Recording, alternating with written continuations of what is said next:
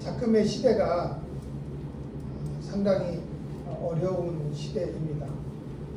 정치적으로 대통령이 탄핵 심판을 받고 있고 또 전국은 둘로 나눠져 있습니다. 이제 보수도 나눠져 있는데 그 보수의 중심에 두 목사님이 있어요. 그래서 광화문파가 따로 있고 여의도파가 따로 있습니다. 광화문파는 정광훈 목사 중심으로 해서 모이는 사람이고 여의도파는 손보현 그 부산의 세계로교회 목사님 중심으로 모이는 보수입니다. 둘 다 외치는 것은 우리 윤석열 대통령의 탄핵 심판을 멈추고 복귀시켜라라고 외치고 있습니다. 그렇지만 두 보수의 진영이 갈라졌습니다. 서로 대립하고 서로 그것이 옳고 그름에 대한 부분들로 나눠져 있습니다. 그리고 교회 안에서도 이제 목회자들이 정치적 목소리를 내야 된다라는 그런 인식들이 너무나 많은 것 같아요. 자, 그렇다면 정치적 입장의 목소리를 냈을 때 누구는 보수했을 것이고 누구는 진보했었을 겁니다.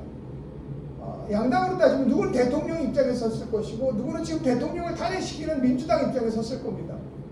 근데 분명히 둘 중에 하나는 잘못됐다고 볼 수 있지 않습니까?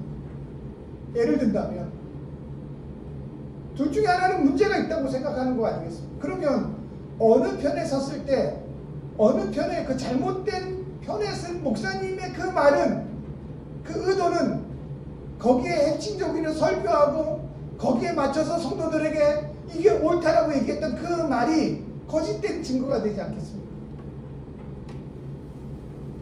그거에 대한 두려움이 없습니다.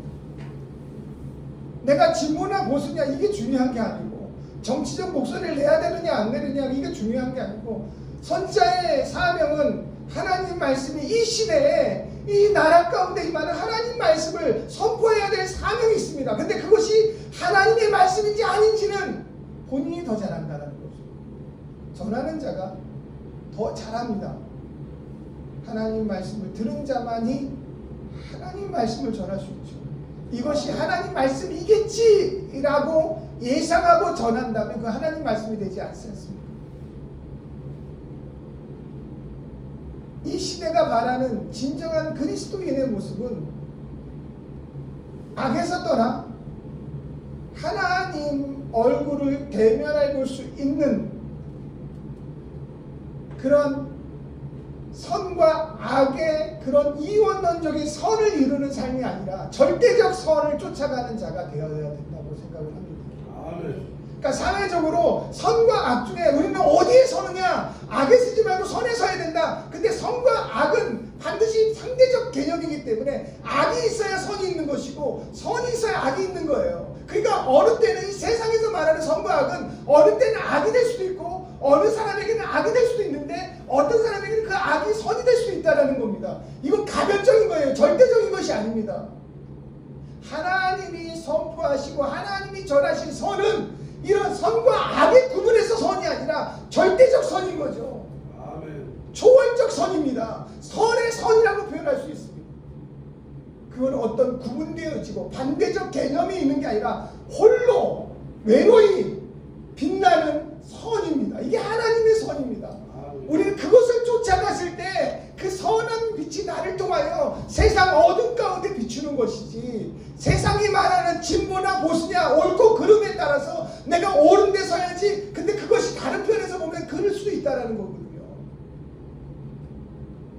왜 이 시대의 목사님들이 왜 거기에 휘말리는지 모르겠어요.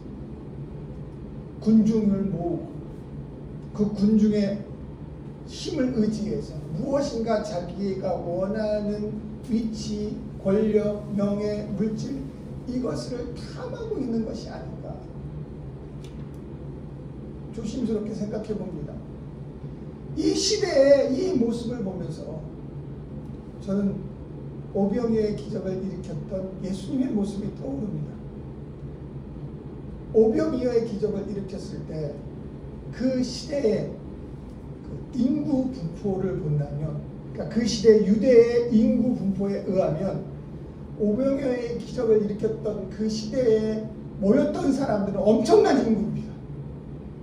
장정만 5,000명이라고 되어 있습니다. 그런데 그러면 우리 어른들, 아이들, 여자들은 그 숫자에 들어가지 않았기 때문에 그런 노인들, 아이들, 여자들까지 합하면 대략 많게는 3만 명 정도, 적게는 15,000명 정도를 예상을 추산하고 있는데 그 시대의 인구 분포에 비유한다면 지금은 거의 15만 명, 많게는 150만 명이 모이는 인구의 비율로 따진다고 한다면, 근데 그 사람들이 예수님이 오병이어의 기적을 일으키고 난 다음에 예수님과 왕으로 세우려고 했습니다.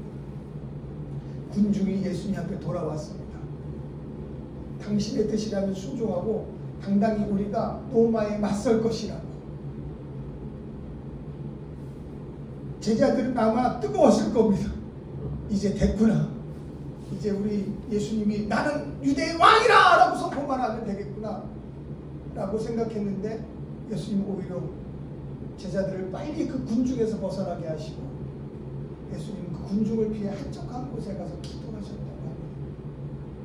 예수님은 군중의 힘을 의지하지 않았습니다. 근데 왜 이 시대의 사람들은 대다수의 군중의 힘을 의지해서 그것이 하나님의 뜻인 것처럼, 그것이 올바른 선인 것처럼 의지해서 그것을 추구하고 나가는지. 이 초야에 묻혀있는 이름 없는 목사가 안타까웠습니다.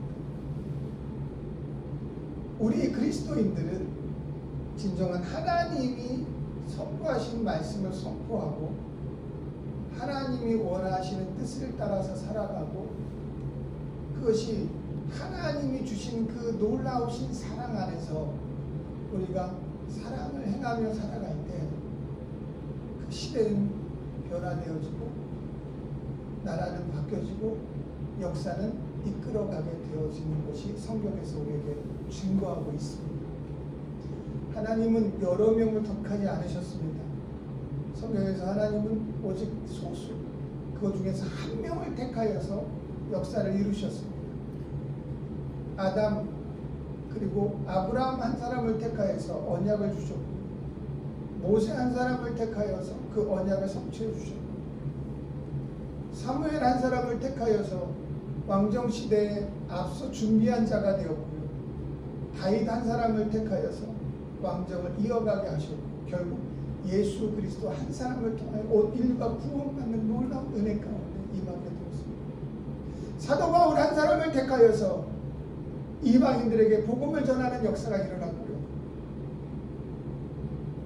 새 사도 요한을 택하여서 미래의 계시를 통하여 우리에게 소망을 주셨습니다. 하나님은 한 사람을 택하여 그 한 사람을 통하여 하나님의 역사를 이루어 나가는 것이 성경의 역사입니다. 다수를 절대 선택한 적이 없습니다. 그 한 사람을 통하여 다수에게 하나님의 말씀을 선포하게 하였습니다. 그러므로 저와 여러분들의 그 한 사람, 내 한 사람, 나 하나가 변화되어지면 결국 이 나라는 변화의 물고가 열려졌다는 것을 믿으시기 바랍니다. 내 한 사람이 하나님의 절대적인 선에 내 인생을 던져둔다면 그 인생에 던져진 내가 하나님의 절대적 선을 통하여 인류에게 작은 돌이 되어져서 인류에 던져진다면 그 파장은 온 인류 가운데 퍼져나가는 역사가 일어나게 되어질 줄 있습니다. 이것이 그리스도인의 삶입니다. 이 시대를 변화시킬 수 있는 것은 수많은 군중이 아니고 나 한 사람이 하나님의 절대적 선에 내 인생을 던져버리고 그 하나님의 절대적 선을 통하여서 이 시대에 던져진 돌이 되어졌을 때 실린스톤이라고 합니다. 다윗의 물맷돌 하나, 그 하나가 던졌을 때 그 전쟁의 역사가 바뀌어진 것처럼 저와 여러분들이 그 하나님의 절대적 선에 돌멩이가 되어져서 이 시대, 이 온 인류에게 던져진다면 그 돌을 통하여서 이 시대는 변화의 물꼬는 열려졌고 그 파장은 처음에는 잔잔하게 이를지 모르지만 마지막에 가서는 감당할 수 없는 능력과 역사가 일어나는 힘이 되어짐을 믿으시기를 주님의 이름으로 간절히 부탁을 드립니다. 아멘. 오늘 본문은 이사야가 하나님을 먼저 찬양하며 그 하나님의 마음 가운데 들어가는 그 본문입니다. 그러면서 이사야는 이렇게 고백합니다. 내가 나의 사랑하는 자를 위하여 노래하되 나의 사랑하는 자의 포도원을 위해 노래한다 라고 합니다. 나의 사랑하는 자를 위하여 노래한다. 여기서 이 나의 사랑하는 자를 위하여 라고 해당되는 것은 그 히브리어로 니디디입니다. 이것은 예디드의 그 원형은 네디드인데요. 이거는 가장 사랑하는 자를 의미합니다. 가장 사랑하는 자. 그러니까 하나님을 가장 사랑하는 자로 고백하고 있습니다. 그러니까 하나님을 가장 사랑하는 자로 고백했을 때 오늘 본문 가운데 이 이사야는 무엇을 느낍니까? 여호와의 마음을 느끼게 되어지는 거예요. 그러니까 이 하나님을 사랑한다라는 이 고백 가운데 이사야는 무엇을 고백하고 있는? 나는 하나님의 마음을 알아. 나는 하나님의 마음이 어떠한지를 알아. 라는 고백을 하고 있는 겁니다. 여호와께서 느끼시는 그 감정을 동일하게 느끼고 있음을 이 선언을 통하여서 증거하고 있는 것이죠. 하나님의 감정을 동일하게 느낀다는 것은요, 저와 여러분들이 하나님을 진실로 그 사랑 안에 들어갈 때 하나님을 그 마음 감정을 동일하게 느낄 수 있게 되어집니다. 사도 이사야는 그와 같이 내가 지금 너에게 이것을 노래하는 것은 여호와를 위해서 노래하는 거지만 너희를 위해서도 노래하는 것이다. 그러나 내가 노래하는 것은 바로 내가 하나님의 감정, 하나님의 마음 가운데 너희를 향하여 선포 노래하는 것이다 라고 그렇게 말하고 있는 겁니다. 설교를 준비하면서 저는 이런 마음을 들었어요. 나는 과연 하나님을 얼마만큼 사랑하고 있을까? 나는 얼마만큼 하나님을 사랑하고 있고 얼마만큼 하나님의 그 감정을 내 안에 이 감정을 두고자 원하는가? 내가 지금 이렇게 하나님의 일을 하고 하나님의 설교를 했을 때 말씀을 선포한다고 하지만 과연 어떠한 감정으로 선포하고 있는가? 계속해서 저를 돌아보게 되었습니다. 내 감정으로 설교하고 있는가? 내 생각으로 설교하고 있는가? 내가 전하고자 하는 말씀을 전하고 있는가? 내 감정에 휘말려서 전하는가? 아니면 정말 하나님의 감정으로 내가 지금 말씀을 선포하고 있는가?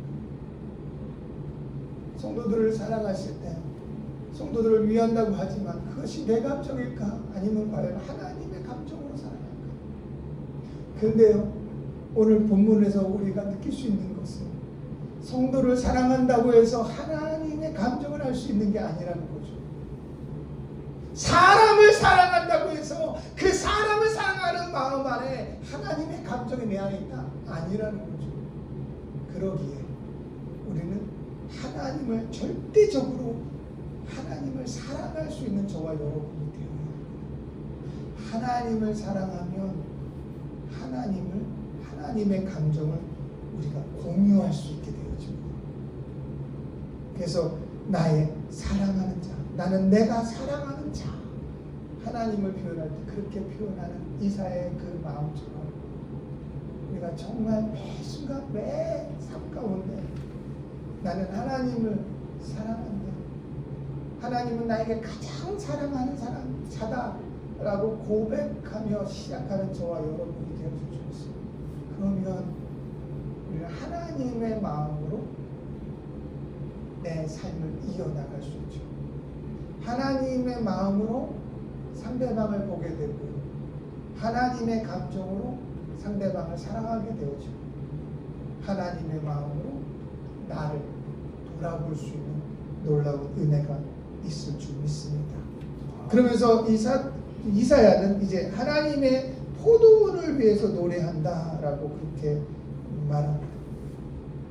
여기 포도원이라고 하는 것은 이 또띠, 아니고 원형이 뚜띠인데요. 이것은 어떤 의미냐면요, 신랑이 결혼식에 시중 들어주는 그 도와주는 친구를 사랑하는 것처럼, 그러니까 다시 말하면 이 포도원이라는 의미는요, 이게 어느 의미냐면 바로 이스라엘 민족이 하나님과 이스라엘 민족의 관계성에 대한 것들을 내포되고 있는 겁니다.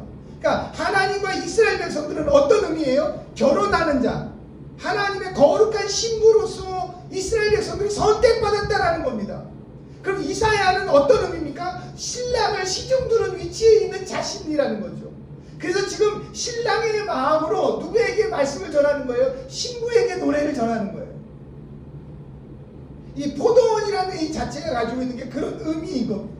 그래서 포도원을 노래한다는 것은 이스라엘 민족을 위한 노래인데, 너희는 하나님으로부터 거룩하게 선택된 민족인데 너희는 하나님의 거룩한 신부로 선택되어지는 민족이다라는 것을 선포합니다. 신랑과 신부는 혼인하는 순간에 서로에게 무엇이 짊어지게 됩니까? 무엇을 갖게 되냐면 의무와 권리가 갖게 되어져 있습니다. 그 의무와 권리는 무엇이냐면, 신랑은 신부에게 뭐라고 얘기합니까? 이렇게 얘기합니다. 너 이제 나와 결혼했으니 누구만 바라보라는 거예요. 나만 바라봐. 그게 잘못된 건가요? 제가 이제 올해가 결혼 30주년입니다. 제가 올해 결혼 30주년인데 아침에 우리 집사람을 병원에다가 이렇게 가서 검사를 받고 끝나고 왔어요. 그 검사 받는 그 모습, 뒷모습이 너무 이렇게 뭐라 그럴까, 아련해지는 거예요. 아련해져요. 돌아오면서 검사 다 끝났는데 이상이 없어요. 돌아오면서 수고했어, 힘들었지, 고생 많았지, 얼마나 마음이 불안했겠어요. 딱 그러고 난 다음에 제가 그렇게 얘기를 한다면, 예를 들어서 이렇게 얘기는 안 했지만, 이제 앞으로 당신 나만 바라봐. 절대 주변에 다른 남자 쳐다보지 마. 알았지? 그리고 다른 다른 남자의 말도 듣지 말고, 다른 남자들과는 아무 잔신구래도 그 남자하고 무엇을 하든 난 싫으니까 나만 바라봐 라고 말했다면 잘못된 말일까요? 이 목사님, 여자 입장에서 잘못된 말일까요? 이 꼰대 시대에 맞지 않는, 이 시대가 어느 시대인데 그렇게 얘기합니까? 잘못된 말인가요? 왜요? 아니 아닙니까? 사부님한테 그렇게 들어보지 않아서 잘 모르겠어요. 아니 잘못된 말 아니잖아요. 그렇잖아요. 그건 당당히 내가 남편으로서 아내한테 당당히 요구할 수 있는 권리잖아요. 아닌가요? 그러면 쫓겨나나요? 밥 안 줘! 하나님이 이스라엘 백성들이 그걸 요구하는 거예요. 시내산에서 언약을 맺었습니다. 그건 율법이 아닙니다. 언약입니다. 근데 이스라엘 민족은 역사적으로 시내산의 언약을 선언문이라고 생각을 합니다. 그래서 십계명을 계명이라고 얘기하지 아니고, 사실 히브리 문화에서는 십계명을 계명이라고 생각하지 않습니다. 그냥 두루마리 이야기라고 표현합니다. 그래서 10가지의 이야기가 아니라 한 가지의 이야기입니다. 근데 그것을 10가지로 잘라내서 그렇지, 그러니까 하나의 어떤 조항, 개념, 이런 개념이 아니라 언약, 서로 지켜야 될 의무와 지켜야 될, 신랑으로서, 신부로서, 아내로서 남편을 위해서 지켜야 될 의무 사항들. 그러므로 말미암아 또 남편인 하나님이 이스라엘 민족을 향한 의무가 동시에 짊어지고 있는 거예요. 그 중에 가장 큰 의무는 무엇입니까? 너는 나만 바라봐요. 하나님이 이스라엘 민족에 그걸 얘기하는 겁니다. 너는 나만 바라봐. 어제 우리 유홍성 목사님이 그 10계명의 1계명, 우리가 3계명도 못 들어갔다, 맞는 얘기예요. 1계명이 너무나 중요한 계명입니다. 어떻게 보면 제일 중요한 거예요. 하나님 나 외에 다른 신을 뭐 하지 말라고요? 예? 나 외에 다른 신을 있게 하지 말라보다 두지 말라고 했어요. 그러니까 섬기지 말라가 아니라 두지 말랍니다. 이게 왜 중요하냐면요, 섬기냐 이런 개념이 아니라 너희는 나 외에 다른 신을 두지 말라. 근데 목사님 이거 히브리 원어로 보면 얼굴과 얼굴을, 그러니까 하나님의 얼굴과 내 얼굴 사이에, 그 사이에 아무것도 두지 말라는 얘기입니다. 그러니까 하나님과 나를 항상 맞대어 볼 수 있게끔 그 얼굴을 가릴 수 있는 그 어떤 것도 두지 말라는 게 1계명입니다. 그러니까 1계명은 무엇을 의미합니까? 너와 나는 항상 같이 있어. 항상 너와 나의 얼굴은 맞대어 보아야 돼. 그 얼굴을 가리는 어떤 것도 두지 마. 이런 계명이거든요. 남편과 아내가 서로 얼굴을 맞대는데, 요즘에는 이렇게 가끔 가다가 등을 맞댈 때도 많이 있지만 얼굴을 맞대어 살아가는데 그 앞에 다른 것을 두면 어떻게 됩니까? 이미 깨어져 버리는 거예요. 오늘 이 포도원이라는 의미가 그런 깊은 의미가 있어요. 너희와 이 하나님과 이스라엘 백성들은 서로 얼굴을 맞대어 있는 그러한 관계이다. 그 앞에는 아무것도 두면 안 된다. 왜? 너희와 하나님은 신랑 신부의 관계이니까. 거룩한 성원이 되어지는 부부로서의 삶을 살아가는 것이 있기 때문에 영원히 하나님만 바라보고 하나님만 의지하고 하나님만 생각하고 하나님만을 사랑해야 될 존재로 너희들은 살아간, 선택받은 것이다. 위대한 신부입니다. 위대한 신부예요. 그냥 일반적인 신부가 아니라 거룩한 위대한 신부로서 선택받은 자예요. 그래서 당당히 신부는, 신랑도 신부에게 너는 나만 바라봐라고 할 수 있지만, 신부는 신랑에게 무엇을 요구할 수 있습니까? 당당히 요구할 수 있습니다. 나를 지켜줘, 나를 보호해줘, 나를 인도해줘, 나를 이끌어줘. 이거는 우리가 가져야 될 권리인 거예요. 신부로서 가져야 될 권리예요. 이건 언약으로서 이어져 내려오는 거예요. 그러니까 내 욕심과 내 욕망으로 하나님 앞에 기도하는 게 아니라 언약 안에서 하나님은 나의 신랑이십니다. 그 신랑으로서 난 신부이니까 나를 지켜주시옵소서, 나를 보호해 주시옵소서, 나를 이끌어 주시옵소서. 신랑은 신부를 책임져야 되지 않습니까? 하나님 나를 책임져 주시옵소서. 이러한 고백은 그건 당연한 믿음의 고백이 될 수 있습니다. 그래서 예수님은 요한복음 15장에 말씀합니다. 내 이름으로 무엇인지 구하면 하나님은 이루리라. 왜냐하면 하나님은 신랑이니지만, 이제 하나님께서는 그 신랑으로서의 의무, 권리만 말씀하고 있는 게 아니라 신랑으로서의 의무를 열거하고 있습니다. 그것이 2장의 말씀입니다. 2절의 말씀. 신랑으로서의 의무를 열거하고 있는데, 그 신랑으로서의 의무를 열거하면서 6가지의 동사로 열거하고 있습니다. 땅을 파서 돌을 제하고 극산품의 포도나무를 심고 망대를 세우고 술토를 팠고 그리고 포도열매를 맺기를 기다리는 것. 이 6가지 동사를 통하여서 하나님은 신랑으로서 우리에게 무엇을 행하시고 계시는지 그 의무에 대한 말씀을 하고 있습니다.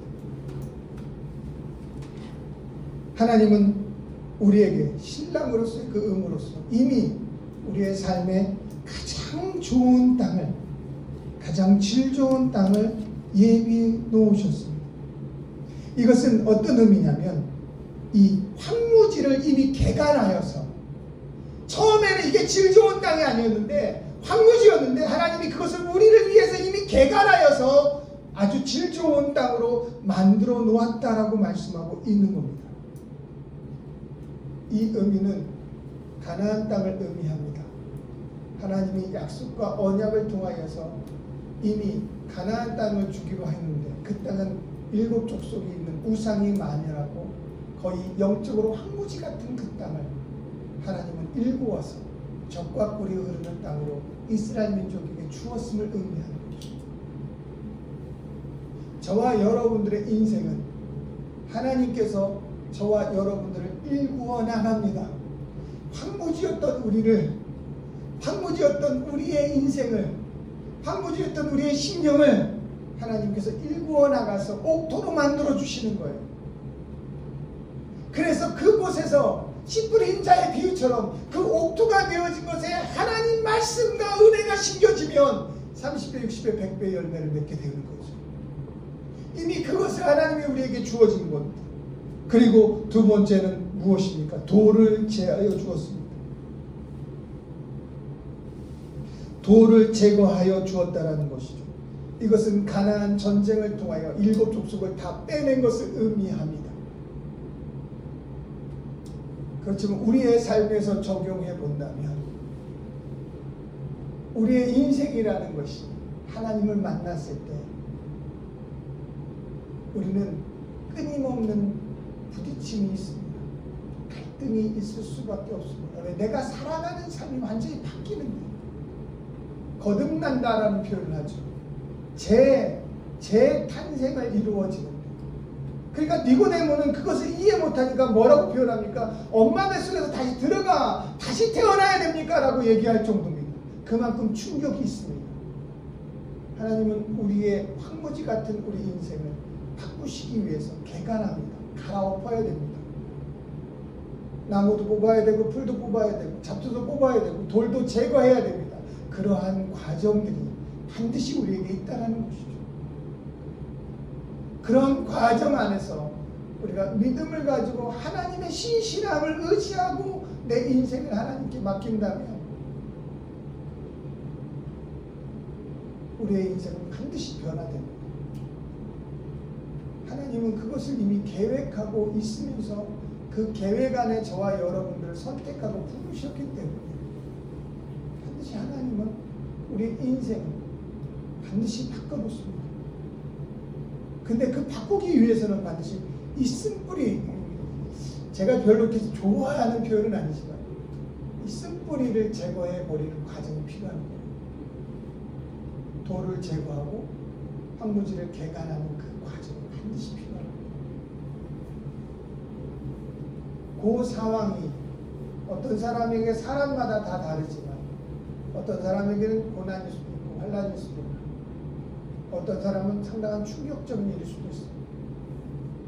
하지만 우리가 예수를 믿었다라는 것은 이제 내가 살아가는 인생에서 예수님이 나를 이끌어가는 인생으로 바뀌었다는 의미 아니겠습니까? 내 의미대로, 내 목적대로, 내 뜻대로, 내 모든 소망대로 살아가는 인생에서 예수님이 주어진 인생, 성령 하나님을 통해서 하나님이 나에게 주어진 인생을 살아가겠다라는 다짐이기도 합니다. 그런 변화 속에서 나에게 주어진 인생의 이 경험들이 나를 옥토로 만들어가는 과정임을 믿으시기 바랍니다.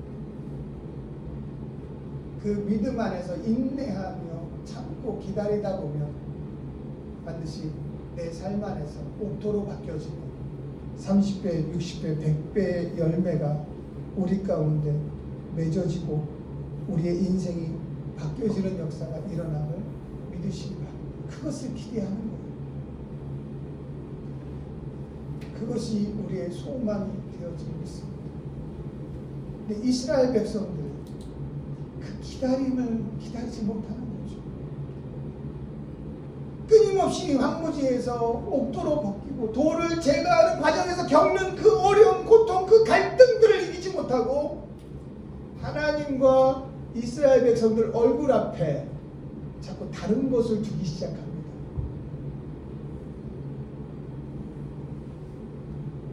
그것이 이스라엘의 역사이기도 하고요. 어쩌면 그것이 나의 역사이기도 합니다. 설교를 준비하면서 제가 너무나 안타까웠던 내 모습은 그거였습니다. 내가 조금 힘들고 내 인생에 좀 어려움이 있으면 저는 언제든지 예수님을 버릴 수 있는 준비가 되어 있는 사람인 것 같아요. 내 삶을 돌아보니까 그렇습니다. 만약에 초대교회 같은 그런 내 인생에서 어려움이 닥치거나 순교의 그러한 일들이 나를 기다리고 있다면 저는 여전히 합리적인 생각, 이성적인 생각에 치우쳐서 그래, 요것만 모면하면 되지. 어차피 나는 예수님을 믿는 믿음이 있으니 요 시간만큼은 요 사건만큼은, 요 환경만큼은 잠시 피했다가 다시 내가 돌아와서 주의 일을 하면 되지. 제 마음에 이런 생각들이 너무나 많이 있는 거죠. 돌을 제거할 때 그 고통을 이기지 못하고 그냥 내버려 두시기를 원하고, 갈아엎을 때 그 아픔, 그 통증을 이기지 못하고 그냥 황무지로 내버려 두세요 라고 하는 그런 마음들이 제가 너무나 많이 있다는 것을 보게 되었습니다. 여전히 하나님과 내 얼굴 사이에 수많은 것들이 그 앞에 놓여 있습니다. 가족들, 자녀들, 세상의 부귀와 명예들, 그 세상에 비교되는 것들, 성공이라는 두 단어, 풍요라는 두 단어, 이것이 여전히 하나님과 내 얼굴 사이에 계속 두고 있는 거죠. 그리고 그렇게 표현합니다. 이게 하나님의 은혜야. 이게 하나님의 축복이야.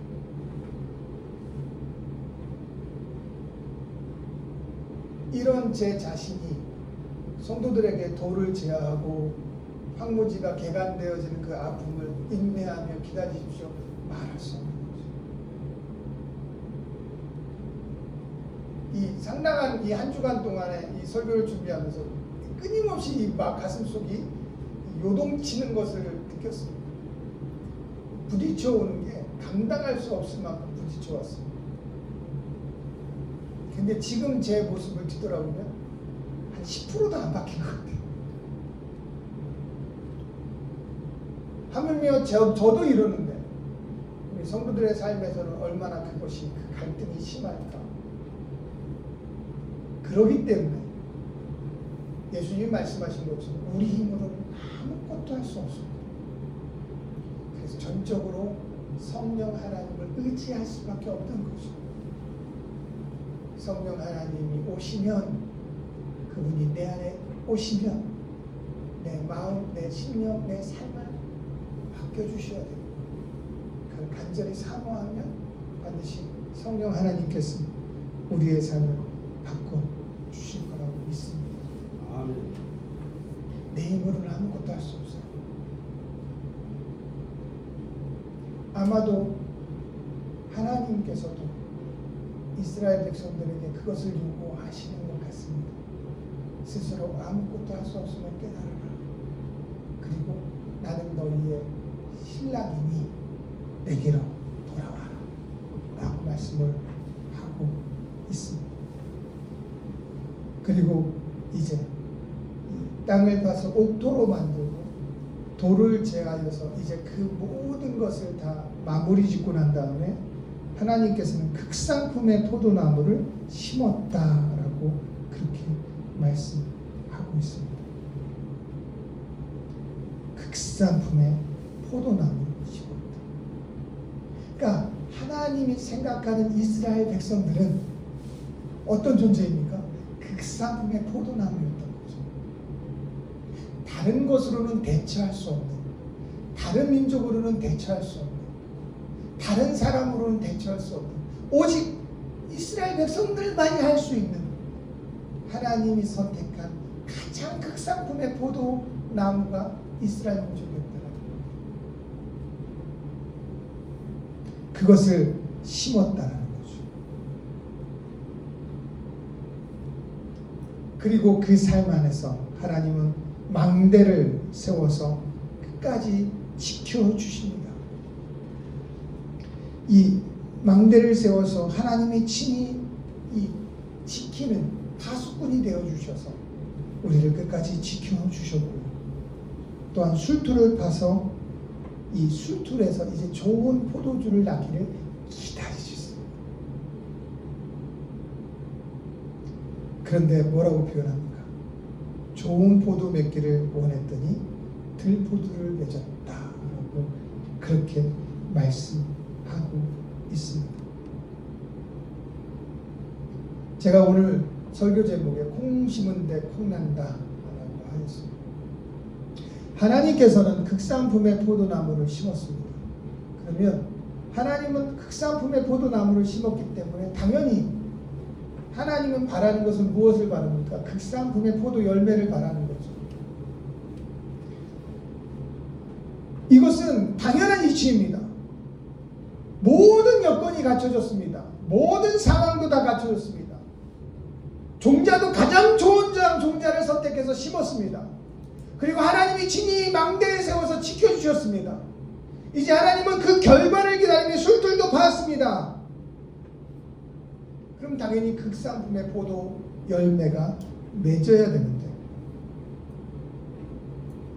결국 그 포도 열매를 맺은 것은 들포도를 맺었다는 거죠. 하나님이 이게 어찌미냐라고 그렇게 반문하고 있습니다. 이것은 무엇을 의미하냐면 결국 이스라엘 백성들은 하나님을 떠나 있었음을 의미하죠.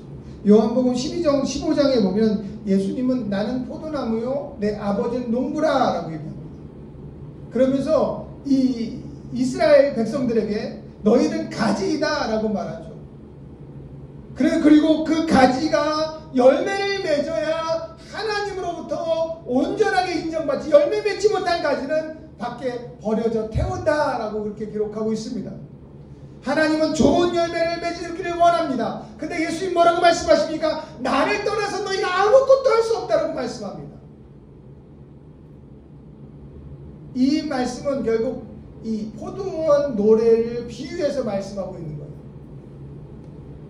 이스라엘 백성들이 좋은 환경, 좋은 조건, 좋은 모든 것을 갖췄음에도 불구하고 하나님이 원하시는 극상품의 포도 열매를 맺지 못했던 이유는 그들이 하나님을 떠났기 때문이에요.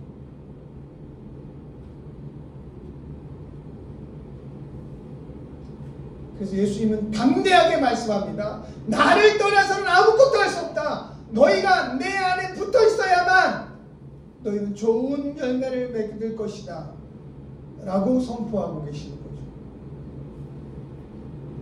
저와 여러분들 참된 그리스도인으로 이 시대를 살아갈 거라면 어떤 것도 아니라 오직 하나님 면전에 내 얼굴에 가리지 않기를 주님의 이름으로 부탁을 드립니다. 그것이 1계명을 이루는 유일한 방법입니다. 하나님 면전에 내 얼굴을 가리는 모든 것들을 다 치워버려야 됩니다. 그러기 위해서는 오직 그 방법은 오직 한 가지, 예수님 앞에 붙어 있을 수밖에 없는 거죠. 예수님 앞에 붙어 있으면 우리의 삶은 오직 예수님을 통하여서 좋은 열매를 맺게 되어집니다. 근데 여러분들 한번 생각해 보십시오. 왜 포도 열매로 말씀하시고 계실까요? 왜 포도 열매로 우리에게 말씀하고 있기에 좋은 포도 열매를 맺기를 바랬다라고 말하는데 왜 포도 열매였을까요? 포도 열매는 한 가지에 수없이 많은 포도 송이가 달립니다. 그만큼 우리의 인생은 다양한 인생, 오직 하나님이 하나만 정해놓은 이것만 맺어야 되라는 그런 게 아니라 우리의 삶의 모습에서 다양한 그러한 모습을 통해서 하나님의 아름다운 열매가 맺어진다는 겁니다. 정해져 있는 한 가지의 열매가 아닙니다. 여러분들에게 주어진 인생 한 인생마다 다를지 모르지만 그것이 하나님이 원하시는 다양한 열매 중에 하나라면 하나님은 기뻐하실 줄 믿습니다.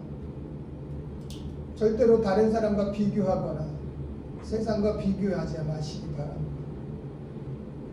하나님은 여러분들에게 주어진 인생, 여러분들에게 주어진 삶, 여러분들에게 주어진 사역, 이 모든 부분들에 대해서 하나님이 주신 사역이고 인생이고 삶이라면 그곳에서 하나님을 영화롭게 하는 도구로서 세워주심을 믿으시기 바랍니다.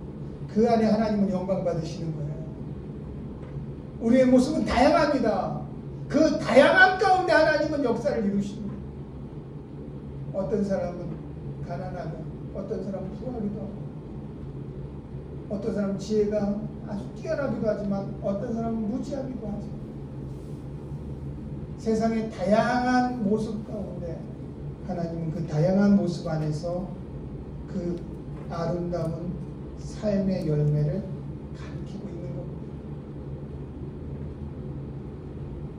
오직 그 열매는 하나로 통일되어지는데 예수 그리스도에게 붙어 있을 때 우리는 좋은 열매를 극상품의 포도 열매를 맺게 되어지는 겁니다. 하나님을 떠나면 아무리 좋은 땅, 아무리 준비된 곳이라도 하나님을 떠나서는 들포도를 맺을 수밖에 없는 게 현실입니다. 그러면 내 인생에서, 내 삶에서 지금 내가 들포도 같은 모습이었다면 오직 그 이유는 한 가지입니다.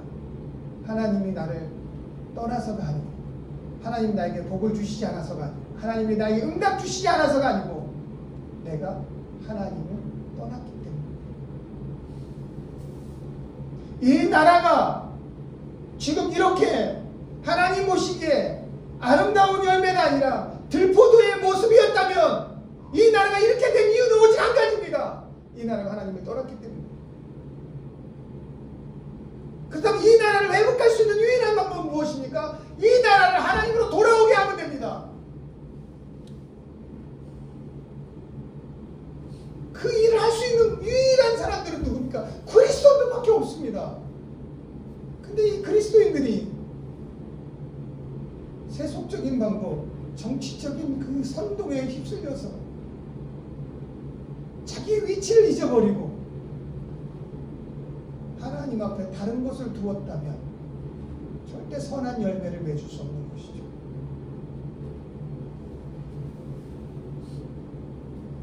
이 시대에 우리 그리스도인들이 주어진 사명은 너무나 큽니다.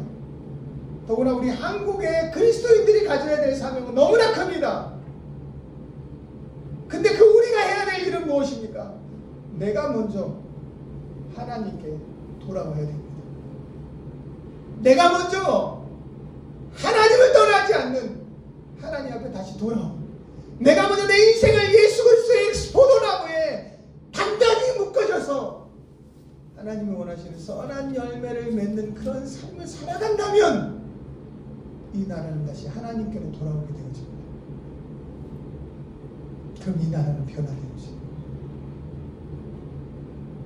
그것이 이 시대에 우리 그리스도인에게 주시는 하나님의 사명이요, 하나님 간절히 원하시는 거예요.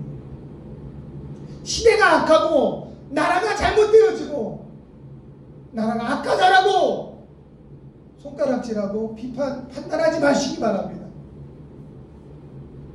그것은 내가 하나님을 떠났다는 증거입니다. 우리가 하나님께로 돌아오면 이 나라는 바뀌어질 거라고 믿습니다.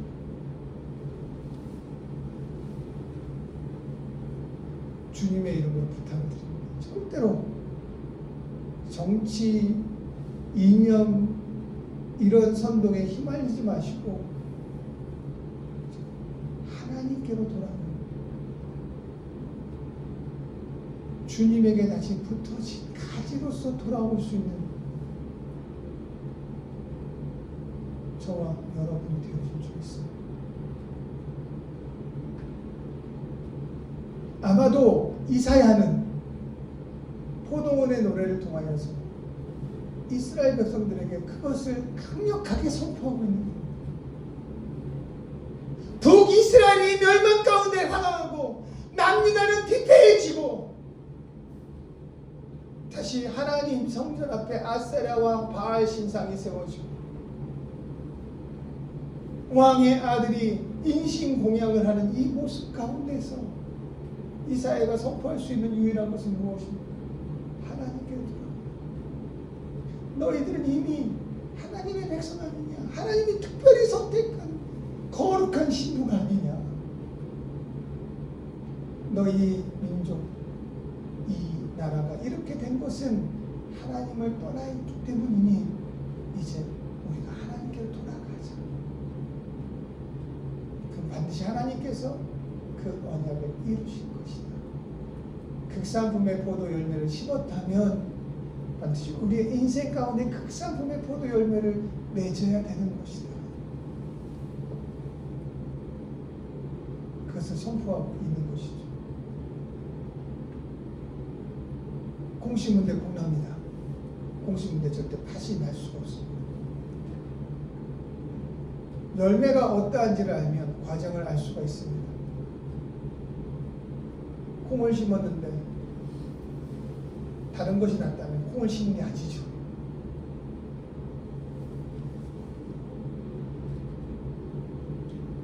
이 시대적 사명을 가지고 나가는 우리 모두가 되어질 수 있습니다. 말씀을 정리합니다. 창세기 2장에 보면 하나님께서 사람을 지으셨습니다. 그 사람을 지었을 때 1장과 다르게 2장에서는 히브리어 야자르라고 그런 단어를 씁니다. 이것은 손으로 빚으셨다. 토기장애처럼 친히 진흙을 이겨서 한 땀 한 땀 만드셨다라는 의미입니다. 그리고 다 만든 다음에 하나님이 그 코에 생기를 불어넣으셨어요.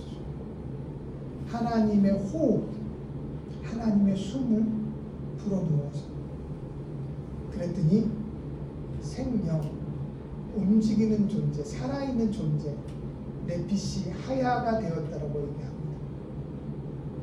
하나님의 호흡을 푸뉴마라고 합니다. 르하우라고도 표현하죠.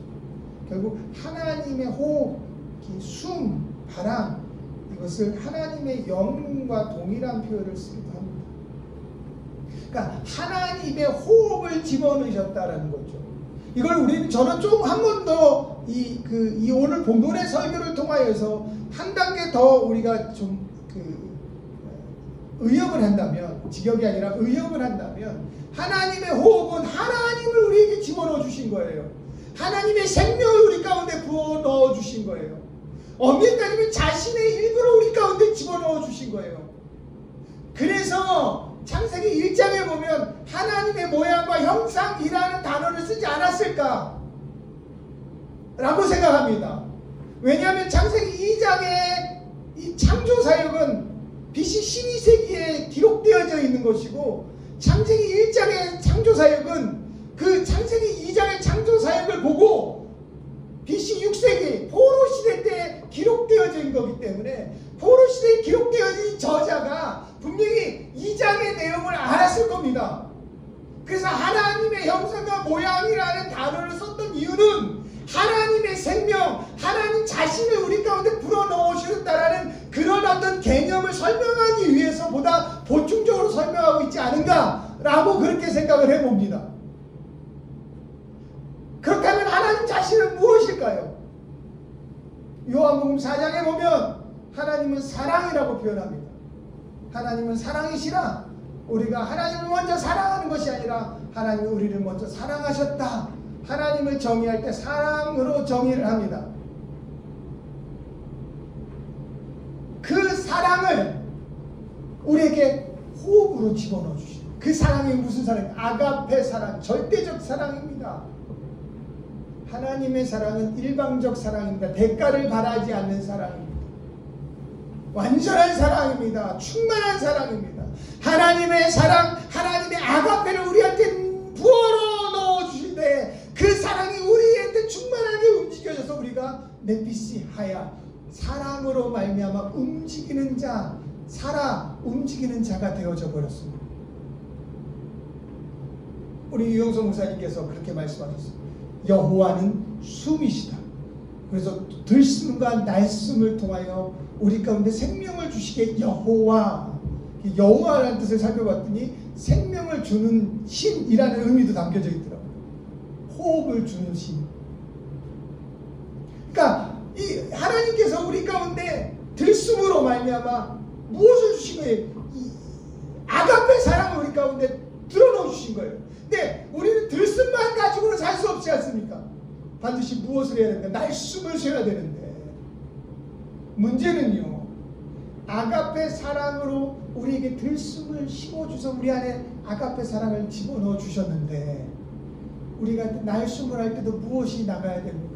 아가페 사랑으로 내보내야 되는데, 아가페 사랑이 내 안에 들어와서 여기에서 필레오나 에로스로 바뀌어져서 우리한테 날숨을 내보낼 때는 왜 바뀌어진 사랑으로 그 사랑을 내보내고 있다는 거예요. 그래서 예수님은 뭐라고 말씀합니까? 내가 너희를 사랑한 것처럼 너희도 서로 사랑하라. 이로써 너희가 내 제자인 줄 알리라. 요한복음 14장에 그렇게 말씀하고 있습니다. 내가 너희를 사랑한 것처럼, 그러니까 예수님은 자기 생명을 버리시고 우리 가운데 생명을 주셨습니다. 그것을 사랑이라고 표현했다면 아가페 사랑입니다. 그럼 그 아가페 사랑이 내 안에 들어왔다면 우리가 날숨을 쉴 때 당연히 아가페 사랑이 나가야죠. 그렇게 되면 없어지는 것이 아니라, 그렇게 되면 내 안에 무엇이 충만해집니까? 아가페 사랑이 충만해집니다. 근데 아가페 사랑이 들어와서 왜 우리는 그걸 필로의 사랑, 에로스 사랑으로 바뀌어서 사랑하고 그것도 사랑이라고 표현할까요? 우리 그리스도인들이 그런 사랑으로 만족하기 때문에 변화가 일어나지 않는 겁니다. 아가페 사랑으로 우리가 생명을 얻었다면 우리의 삶에도 아가페 사랑이 나가야죠. 극상품의 포도 열매를 심었다면, 극상품의 포도나무를 심었다면 극상품의 포도 열매가 맺어야죠. 콩 심었다면 콩이 나와야죠. 아가페 사랑이 우리 안에 들어왔다면 아가페 사랑이 나가야 됩니다. 그것이 그리스도인입니다. 그것이 참된 그리스도인의 삶입니다. 아가페 사랑은 절대 내 이익과 내 목적을 추구하지 않습니다. 대가를 말하지 않습니다. 받은 대로 거저주는 사랑입니다. 거저받았기에 거저줘야 됩니다. 그게 아가페 사랑. 우리에게 주어져 있는 가장 큰 권리는 사랑할 수 있는 권리이지 않겠습니까? 누군가를 사랑하고 누군가를 품고 누군가와 함께 내일을 바라볼 수 있다는 건 아닙니다.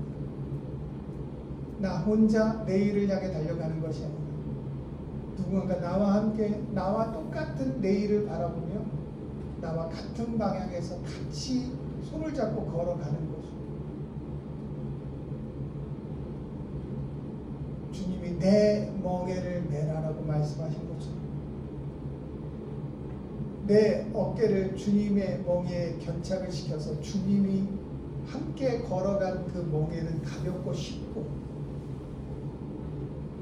그런 것처럼 이게 사랑입니다. 저와 여러분들, 우리 모든 그리스도인들이 이와 같이 서로 사랑하는 이 권리를, 이 가장 큰 권리를 마음껏 누리면서 우리 삶에 아가페 사랑을 이루어 나갈 수 있기를 주님의 이름으로 간절히 부탁드립니다. 하나님이 주신 사랑, 우리가 날숨을 통해서 그대로 내보낸다면 없어지는 것이 아니라 내 안에 오히려 충만해지는 거죠. 이게 하나님의 법칙입니다. 근데 하나님이 주신 아가페 사랑은 내가 내 임의대로 가족을 사랑하는 필레오, 연인을 사랑하는 에로스, 그리고 이기적인 그 사랑으로 말미암아 내보낸다면 내 삶은 죽어가는 거예요. 들숨만 가지고는 살아갈 수 없지 않습니까? 들숨과 날숨이 내가 느끼지 못하는 가운데 자동적으로 그것이 이루어져 나갈 때 우리가 생명, 숨을 쉰다라고 그렇게 표현하는 거죠. 이것이 자연스럽게 내 안에 이루어졌을 때 내가 생명을 이어나가는, 아가페 사랑이 아가페 사랑으로 나가지 않는다는 것은 이미 막혀있다는 거거든요. 그럼 내 생명은 죽어간 것과 마찬가지입니다. 오늘 극상품의 포도나무를 심었지만 들포도를 맺었던 이스라엘 민족을 향한 포도원의 노래처럼 우리 참된 그리스도인들, 이 시대에 살아있는 믿음의 백성인 저와 여러분들만큼은 우리 삶에서 아가페 사랑이 나갈 수 있게 내 인생, 우리의 모든 삶을 하나님께 던져버릴 수 있는 저와 여러분이 되어질 줄 믿습니다. 기도하겠습니다. 하나님, 감사합니다. 하나님의 은혜로 사랑으로서를 이끄시고 인도하사